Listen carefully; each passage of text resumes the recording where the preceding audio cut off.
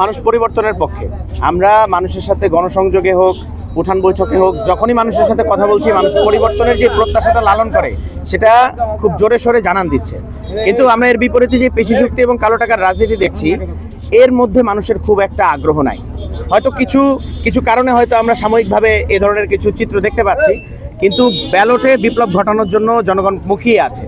এবং আমরা দেখেছি জনগণের সাথে আমরা যখনই কথা বলেছি, জনগণ সংস্কারের পক্ষে, পরিবর্তনের পক্ষে, জুলাইয়ের পক্ষে। আমরা বিশেষ করে এই আসনে অন্যান্য যে প্রার্থীদেরকে দেখেছি, তারা কিন্তু জুলাইয়ের পক্ষে এবং পরিবর্তনের পক্ষে, বিশেষ করে গণভোটে হ্যাঁ এর পক্ষে তাদের অবস্থান জানায়নি।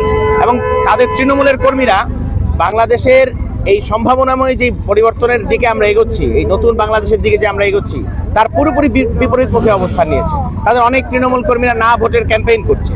তো এই ধরনের মানসিকতা যে সমস্ত প্রার্থীদের মধ্যে রয়েছে, তাদেরকে ফুলিয়ে ফাঁপিয়ে অনেকে হেভিওয়েট বলার চেষ্টা করছেন। কিন্তু মাঠের বাস্তবতা হচ্ছে, এই ব্রাহ্মণবাড়িয়া 2 আসনে এখন পর্যন্ত শাপলাকলি হচ্ছে 10 দলীয় জোটের মার্কা, এবং এই 10 দলীয় জোটের প্রার্থী হচ্ছে সবচেয়ে হেভিওয়েট প্রার্থী।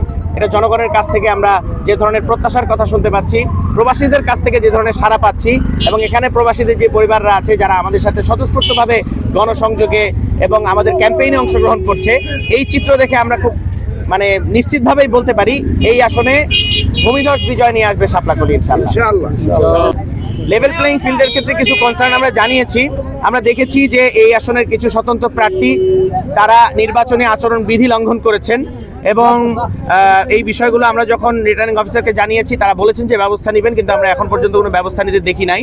এবং আমরা দেখেছি যে প্রশাসনের যারা দায়িত্ব পালন করে তাদের প্রতিও বিভিন্ন সময় অসদাচরণ করা, তাদেরকে বৃদ্ধাঙ্গুলি প্রদর্শন করা, তাদেরকে কাজ করতে না দেয়া, এ ধরনের কিছু মনোভাব আমরা কিছু প্রার্থীর মধ্যে দেখেছি।